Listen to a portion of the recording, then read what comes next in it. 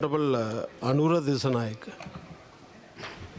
ගරු කාර්ය සභාවේ සභාපතිතුමනි විශේෂයෙන් මේ විවාදයේ කරුණු කිහිපයක් ඉදිරිපත් කරන්නට අවස්ථාව ලබා දීම පිළිබඳව ඔබතුමාට බෙහෙවින් ස්තුතිවන්ත වෙනවා. මීට පෙර කතා කරපු අපේ නියෝජ්‍ය අමාත්‍යතුමා ප්‍රකාශ කරා මේක චෝදනාගාරයක් බවට පත් වෙලා තිබෙනවා කියලා. ඇත්තටම චෝදනාගාරයක් බවට පත් වෙන්නන් කිසිවක් නිසා නෙවෙයි. තවමත් ආණ්ඩුව නිවැරදි ක්‍රියාමාර්ගවලට ප්‍රවිෂ්ඨ වීමට අසමත් වීම නිසා.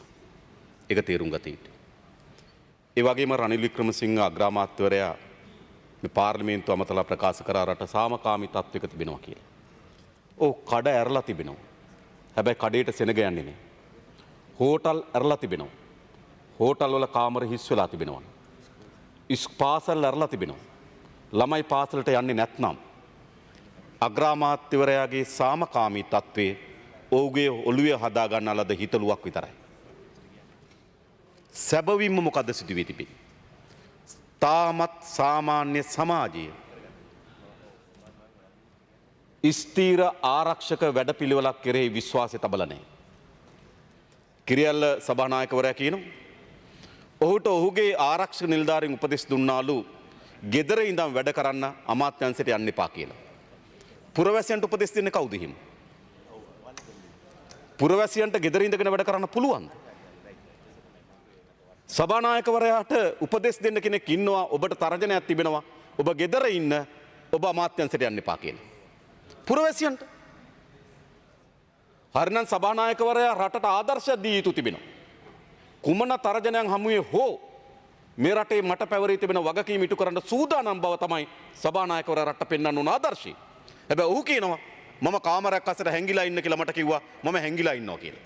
එහෙම රටකින්ද එහෙම පාලනයකින්ද රටේ ස්ථාවරත්වය රටේ ජනතාව තුළ ඇති වී තිබෙන කුතුහලය දෙගිඩියාව සමාන කරන්න පුළුවන් වෙන්නේ.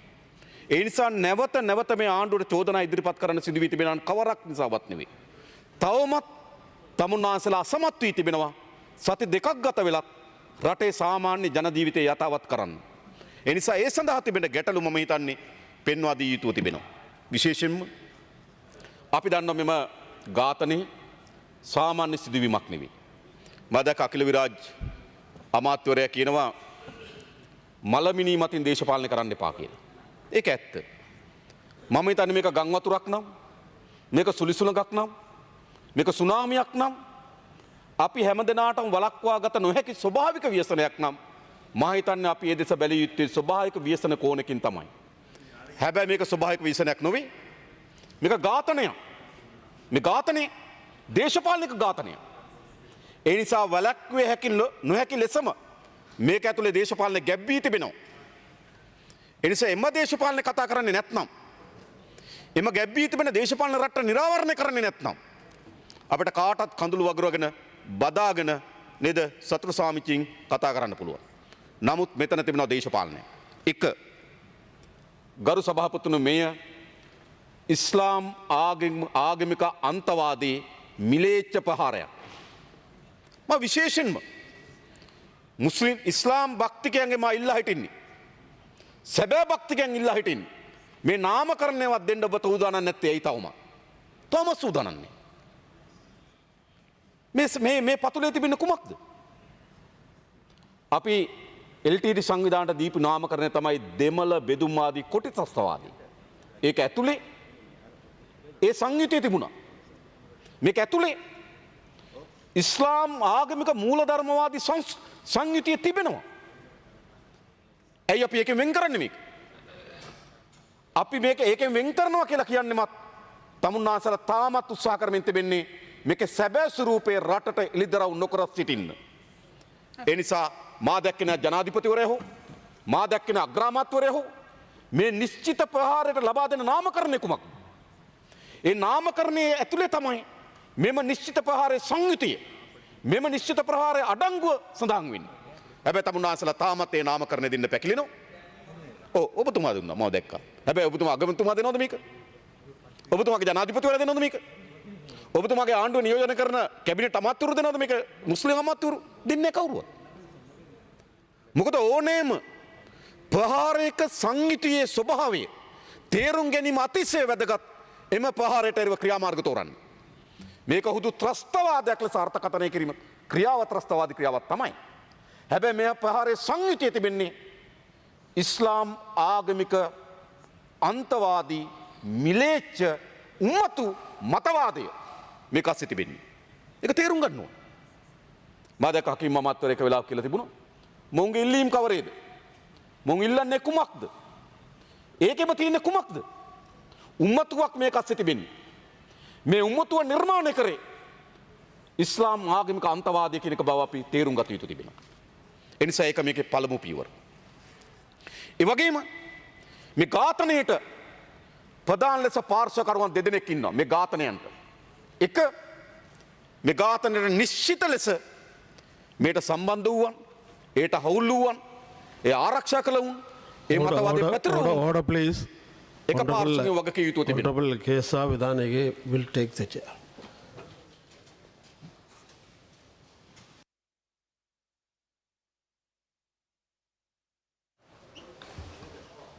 එනිසා පාර්ශ්ව දෙකක් තිබෙනවා.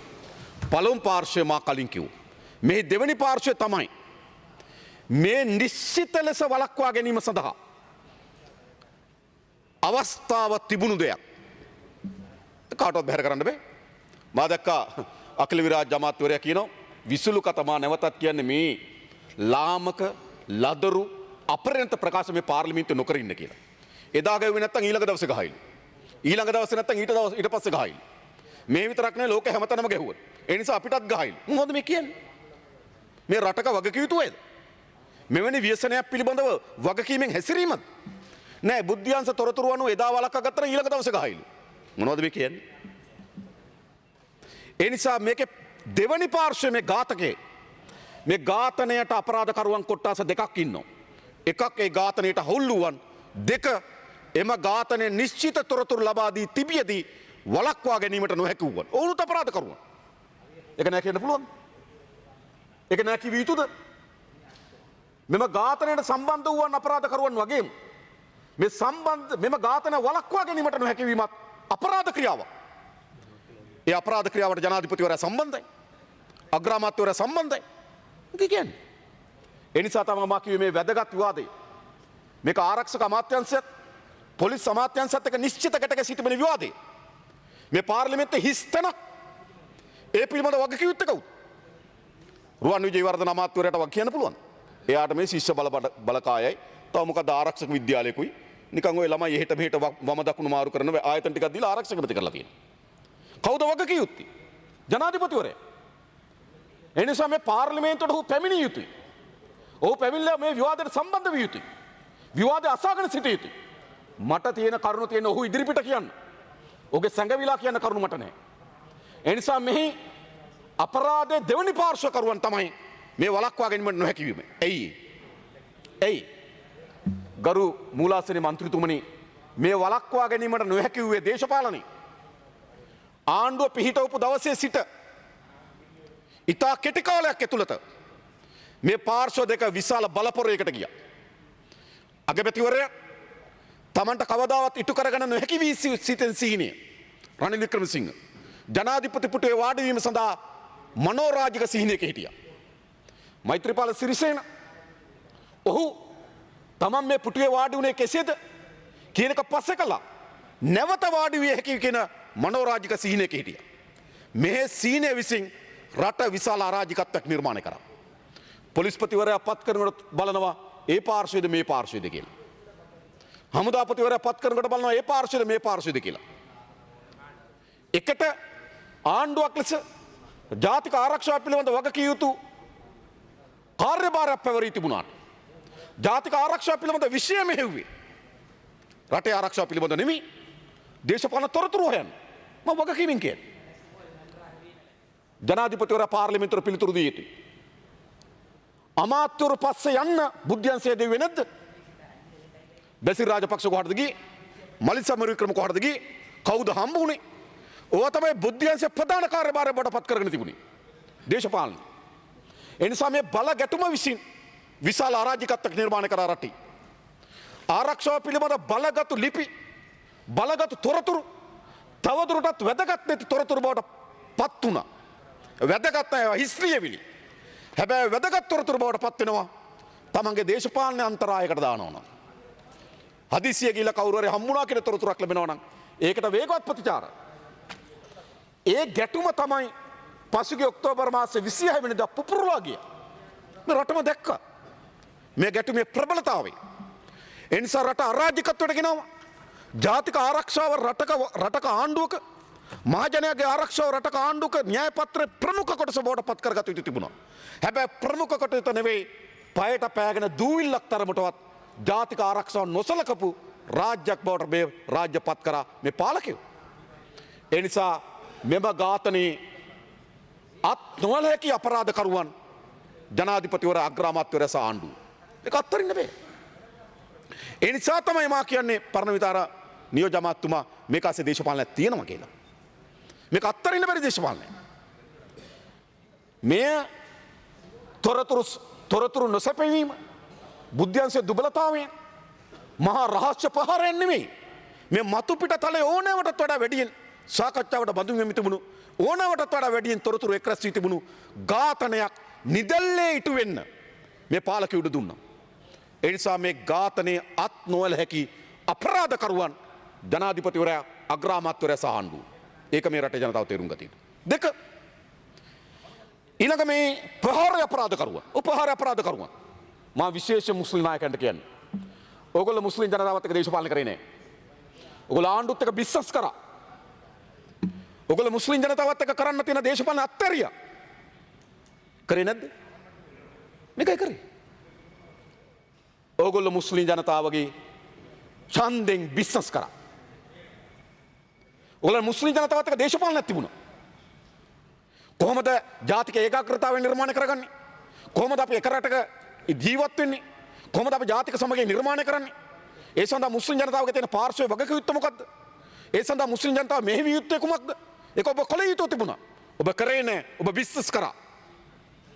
ඔබට මුස්ලිම් ජනතාව තවත් එහෙට මෙහෙට විකුණන තමන්ගේ ඡන්ද මල්ලට දාගෙන සොපින් යන මෙවලම බවට විතරපත් වුණා. ඒ නිසා මුස්ලිම් ජනතාව වෙත ගෙන ආ යුතු නිවැරදි දේශපාලන ඔබ ගෙනිච්චේ නැහැ.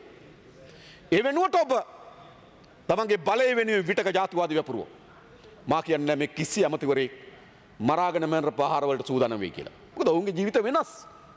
උන්ට විශාල ධනයක් රැස් කරගෙන තිබෙනවා. විශාල ගෙවල් දොරවල් හදාගෙන තිබෙනවා. තමන්ගේ දරුවන් පිළිබඳ විශාල සීන තිබෙනවා. මොහුන් මරාගෙන මැරෙන්න යන්නේ නැහැ මතක තබා ගන්න. මා දැක්ක ගොඩක් අය කියන මේගොල්ලොත් මරාගෙන මොනවද? මේගොල්ලෝ වෙන්න ජීවිත හදාගෙන තිබෙන්නේ. ඒ ජීවිත මේගොල්ලෝ අත්තරින්නේ නැහැ මතක තබා ගන්න. හැබැයි ඒ ජීවිත සකස් කර ගැනීම වෙනුවෙන් ජාතිවාදයක් වෙපුරුවා. ඒ ජාතිවාදය තමන්ටත් මෙහෙව ගන්න බැරි තරමේ දක්වා තරුණ කණ්ඩායම් අතර ව්‍යාප්ත වුණා. තමන්ටත් මෙහෙව ගන්න බැද්ද. තමන් විසින්ම කැඳවන ලද භූතය තමන්ටම බෝතලයට දාගන්න බැරුව තමයි හකීම් අමාත්‍යවරයා රිසාද් බදුදීන් අමාත්‍යවරයාද වෙලෙන්නේ. මේ භූතය කැඳුවේ තමන්. මේ භූතයට ආරක්ෂා දුන්නේ තමන්. මේ භූතය බෝතලෙන් එළියට ගත්තේ තමන්. හැබැයි දැන් තමුන්ටත් මේ භූතය බෝතලයට දාගන්න බෑ. මාද කියන්න. පටන් ගත්තේ කතෝලික එහෙම නැත්නම් ක්‍රිස්තියානි ජන කොට්ටාසයක් ඉලක්ක කරගෙන වෙන්න පුළුවන්. හැබැයි මේක කෙලවර වෙන්නේ තමුන් වහන්සේලා පොඩි පට්ටම් කරගෙන බව මතක තබා ගන්න. මේ භූතය තමුන් වහන්සේලා කැදෙව්වා. මේක කැදෙන්නේ නැද්ද? නෑ කියන්න පුළුවන්. නෑ කියනකොට මම උදාහරණ දෙන්න. මේ කැදෙව්වේ කොහොමද? තමුන් වහන්සේලා දේශපාලනට මේ ඉස්ලාම් ආගමික අන්තවාද උපයෝග කරගත්තේ කොහොමද? ඒ සඳහා මතයන් නිදැල්ලේ වර්ධනය වෙන්න දුන්නේ කොහොමද? ඒ වගකීමෙන් මුස්ලිම් දේශපාලන නායකයන්ට අත්විඳින්න බෑ කියලා මම කියනවා. ඒ නිසා අපි මේක ඉතිහාස ඕන තරම් දැකලා තිබෙනවා. දැන් මා දකින ගොඩක් සාකච්ඡාව යනවා මේ මුස්ලිම් නායකයන් මේ පාර්ලිමේන්තුවේ නිරපහරින්. මා කරුණා කරලා ඉල්ලනවා ඒක කරන්න එපා කියලා. අපි ඒක කරා දෙමළ එක්සත් විමුක්ති පෙරමුණට. මේ පාර්ලිමේන්තුවෙන් නිරපහරියා. දෙමළ එක්සත් විමුක්ති පෙරමුණට දෙමළ උතුරේ දෙමළ ජනතාව නියෝජනය කරමින් මේ පාර්ලිමේන්තුව නගන්න තිබුණු හඬ අත්තරියා. ඒ නිසා දෙමළ ජනතාවගේ එකම හඬ බවට LTT සංවිධානය පත් වුණා. ඒ නිසා දැවැන්ත මතයක් දැවැන්ත බලයක් අවුරුදු 30ක දැවැන්ත යුද්ධයක් නිර්මාණය කරන්න හේතු සාධක වුණා. එදා දෙමළ එක්සත් විමුක්ති පෙරමුණේ මන්ත්‍රීවරු මේ පාර්ලිමේන්තුව පළවැහැරීම. මා හිතනවා අපි අදත් කළ යුත්තේ කුමක්ද? අදත් අපි කළ යුතු වන්නේ මුස්ලිම් ප්‍රජාතන්ත්‍රවාදී දේශපාලන නායකින් ඔවුන්ට නැවතත් ආරාධනා කරන්න. ජාතිවාදයට ඔබගේ සමාජය තුළ ඔඩු දුවමින් තිබෙන ඔබ විසින්ම කැඳවන ලද ඉස්ලාම් ආගමික අන්තවාදයට එරෙහිව ඔබ හඬ නගමින් ප්‍රජාතන්ත්‍රවාදීව ඒ මුස්ලිම් ජනයා පෙළගැස්වීම ඔබේ වගකීම. ඔබ අත්තරිනවා නම් අපි ඔවුන්ට අත්තරින්න කියලා බලපෑම් කරනවා. අපි ඔවුන් නිරපාහරින්න කියලා බලපෑම් කරනවා නම් වළක්වන්න බැරි විදිහටම අපේ අතීතයේ අත්දැකීම් මතම මේ මුස්ලිම් ජනයා ඒ අන්තවාදීන්ගේ ගොදුරක් බවට පත්වීම වළක්වන්න බෑ. ඒ නිසා මා හිතනවා මෙහිදී මුස්ලිම් නායකින්ට විශාල කාර්යභාරයක් පැවරී තිබෙනවා. ඒ වගේ මුස්ලිම් සමාජයට මේ වැඩෙන්නේ කවර ගර්භාෂයක් ඇතුළේද? මේ විනාශකාරී කලලය වර්ධනය වෙන්නේ මුස්ලිම් ගර්භාෂය ඇතුළේ. ඒක අපි තේරුම් ගන්න ඕන. ඒක අපිට ප්‍රතික්ෂේප කරන්න බෑ. මේක හැදී වැඩෙන්නේ මුස්ලිම් සංස්කෘතිය ඇතුළේ මේක හැදී වැඩි වෙනවා. මේක වර්ධනය වෙනවා ඉස්ලාම් ආගමික එක සමහර අය මේකට තර්ක කරනවා. සමහර අය මට කියනවා මේ නෑ මුස්ලිම් ආගම මේක නෙවෙයි කියලා මේක. ඔව් මුස්ලිම් ආගම නෙවෙයි වෙන්න පුළුවන්. හැබැයි ඒක තමයි මේක මුස්ලිම් ආගමික අන්තවාදය වෙන්නේ. හැබැයි ඒ ආගමික තොටිල්ල තමයි මේක වර්ධනය වෙන්නේ. ඒ වගේම මේක සැඟවෙන්නේ ඒ ජන ප්‍රජාව ඇතුලේ. ඒ නිසා මේක වර්ධනය වීමෙන් පෝෂණය වීමෙන් තිබෙන්නේ මුස්ලිම් සමාජය ඇතුලේ සමාජය කියන ගර්භාෂය ඇතුලේ. දැන් මුස්ලිම් සමාජය තීරණය කරන්න ඕන මේ විකෘති උම්මතු කලලය වර්ධනය වෙන්න දෙනවද විනාශ කරනවද? ඔබ තීරණය කරන්න.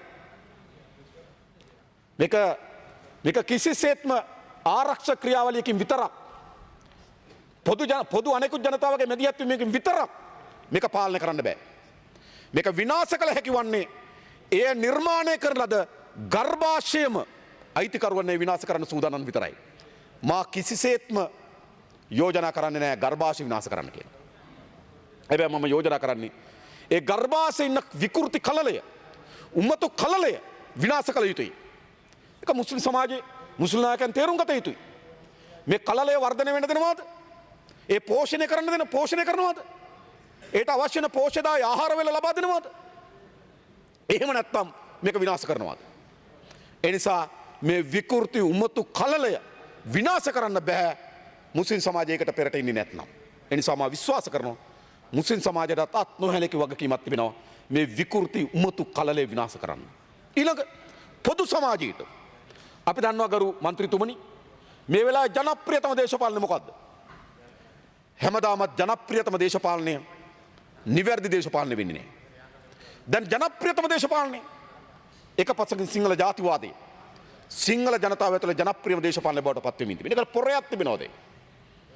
ඒකට පොර කනවා ඒ ජාතිවාදී උරුමකාරයන් බවට පත් වෙන්නේ. ඇයි ජනප්‍රියම දේශපාලනය සිංහල ජාතිවාදී සිංහල ජන ප්‍රජාව ඇතුළේ. ඒ වගේම ජනප්‍රියම දේශපාලනය දෙමළ ප්‍රජාව ඇතුළේ දෙමළ ජාතිවාදී. ජනප්‍රියතම දේශපාලනය මුස්ලිම් ප්‍රජාව ඇතුළේ මුස්ලිම් ජාතිවාදී. ඒ නිසා අද මේ සෑම ජන කොට්ටාසයක් ඇතුළේම ජනප්‍රියම දේශපාලනය බවට පත් වෙමින් තිබෙනවා ජාතිවාදී. හැබැයි මේ වෙලාව අසීරුතම දේශපාලනය.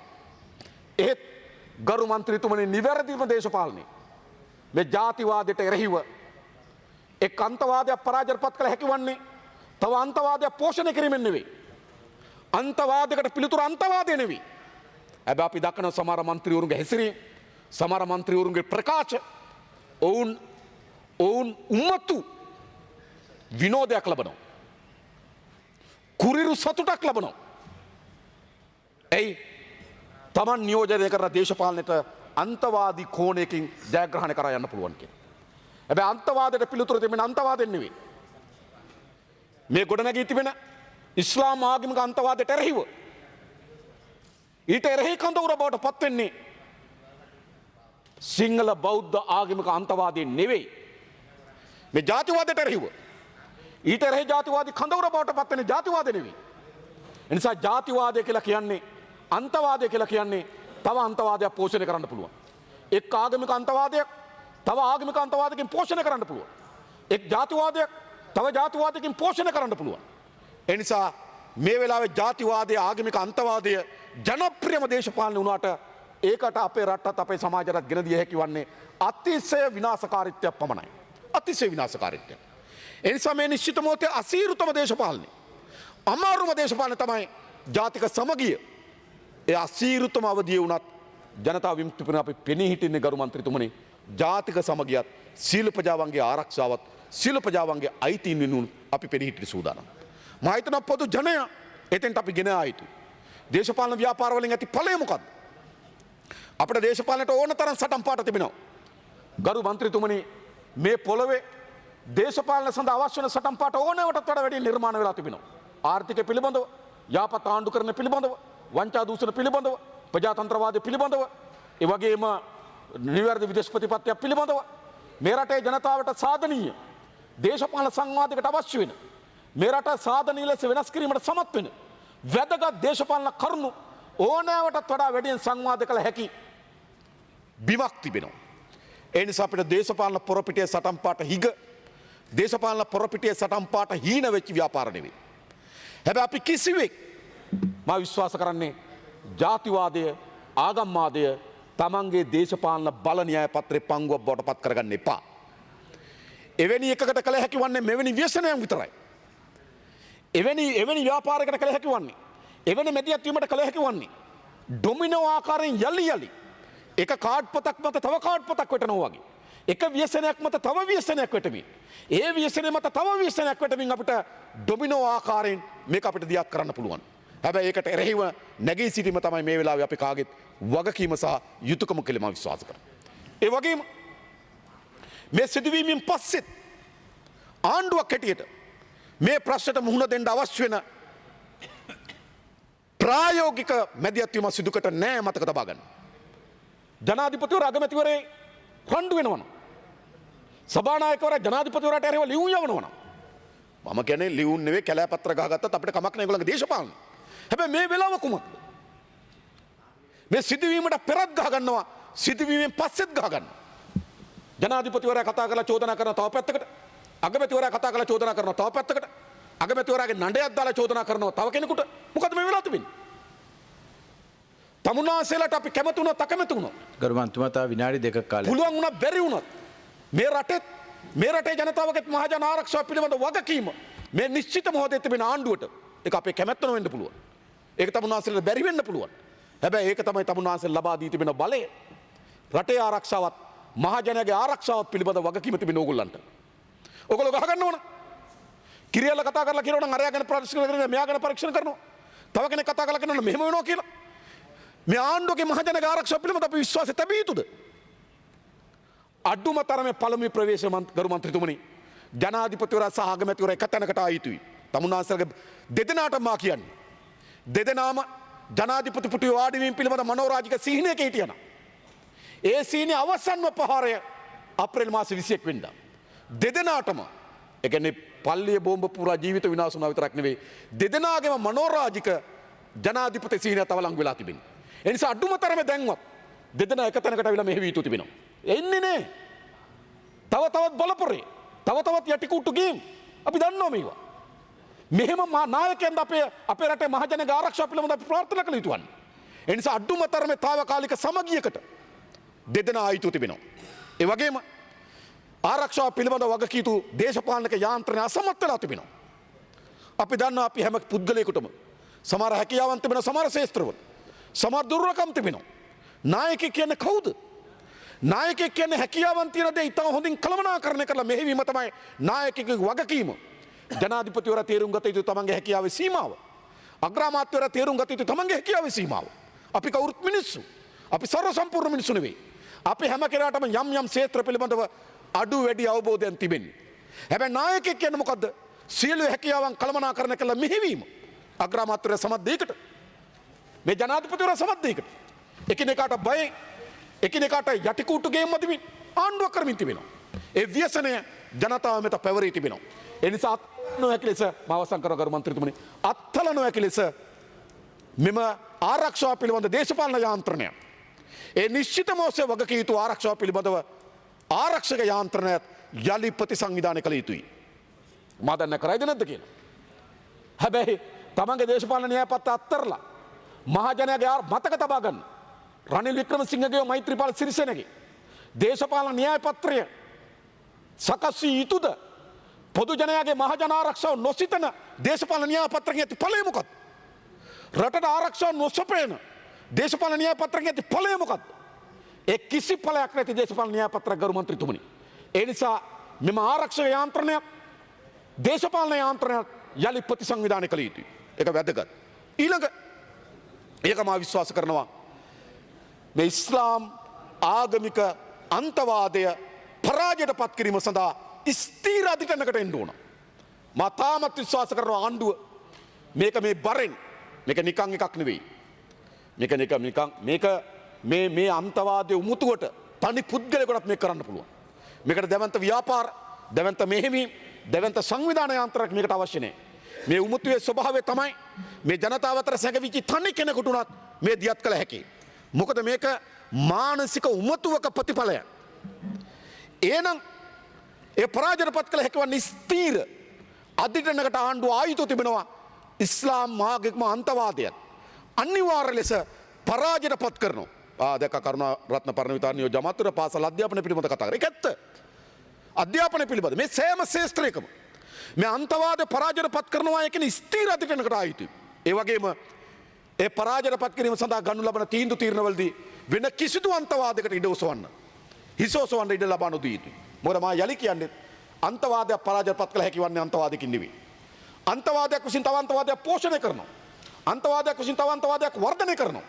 මෙම අන්තවාදය පරාජයට පත් කළ හැකි වන්නේ ජනතාවගේ පොදු අයිතිය, සියලු දෙනාගේ ආගමික සහජීවනය, සෑම දෙනාගේම සංස්කෘතිකම අයිතිය පිළිගන්නා ගමන් ඒට අවශ්‍ය වෙන ගෞරවය, ඒවට අවශ්‍ය වෙන වටිනාකම, ඒට අවශ්‍ය වෙන පිළිගැනීම මේ සියල්ල දෙන ගමන් අන්තවාදය පරාජයට පත් කිරීම සඳහා ස්ථිර අධිකරණයට ආණ්ඩුව ආයුතුයි. මා තාමත් විශ්වාස කරනවා රජයේ ඒ බරෙන් මේ අන්තවාදී මතය පරාජයට පත් කිරීම සඳහා යාන්ත්‍රණයට අවිල්ල නැහැ. ඊළඟ මේ අන්තවාදයට හවුල්කාර සංවිධාන, සවුල්කාර පුද්ගලයන් ස්ථිර ලෙස පරාජයට පත් කිරීම සඳහා අවශ්‍ය වෙන ස්ථිර අධිකරණයකට ඉන්න ඕනකම තියෙනවා. තාමත් මා දකිනවා මේ ආණ්ඩුවේ එවැනි පරිණත දැක්මක් සහිත මෙම ප්‍රශ්නයට මැදිහත් වී නොමැති බව තව පෙන්නුම් කරමින් තිබෙන්නේ. තව තවත් දෙන්න අතර ප්‍රශ්න, තම තමන්ගේ ප්‍රශ්න බේරගන්න ලාමක, මේවට සාමාන්‍ය ගම්වල කියන්නේ ලාමක ටින්ටින් කියලා. මේ ලාමක ටින්ටින් පාලනය මත තබා ගන්න. මා දැක්කේ සිදුවීම් පස්සේ ඇමතිවරු කරපු ප්‍රකාශ. හරෙන් ප්‍රනාන්දු අමාත්‍යවරයා, ඊට පස්සේ හර්ෂ සිල්වා අමාත්‍යවරයා, රුවන් විජේවර්ධන අමාත්‍යවරයා, මේ ඇමතිවරුද මේ රට පිළිබඳව වග කියන්න ඕන අය. කරපු ප්‍රකාශවල තියෙන්නේ ලාමක අපරිණත මෙවැනි සිදුවීමක් සිදුවී ඇති ආකාරය, ඒ සමාජයට බලපාන ආකාරය, මේක සමාජ දියත් වෙන ආකාරය පිළිබඳ කිසිදු වගකීමක් නැති අපරිණත ලාමක දරුවන් ටිකක් අපේ රට පාලනය කරන බව තමයි පෙන්නුම් කරමින් තිබෙන්නේ. ඒ නිසා සෙල්ලම් ගෙවල් වල ආරක්ෂාවක් තමයි අද අපේ රට ලබා දෙන්න මේ පාලක සමත් වී තිබෙන්නේ. අපි දැකලා තියෙනවා සෙල්ලම් ගෙවල් වලවත් ඔය හමුදාපති මම මේ ත්‍රස්තවාදිය කියලා බෙදලා සෙල්ලම් කරනවා වගේ තමුන්නාන්සලා සෙල්ලම් ගෙවල් ආණ්ඩුවක් මත තබා ගන්න. ඒ නිසා ඒ පරිණත බුද්ධියත් පරිණත මැදිහත් වීමකුත් මේකට බලාපොරොත්තු වෙමින් ගරු මන්ත්‍රීතුමා මේ කාලේ ලබා දීම පිළිබඳව ස්තුතිවන්ත වෙමින් මම නතර වෙනවා. බොහොම ස්තුතියි.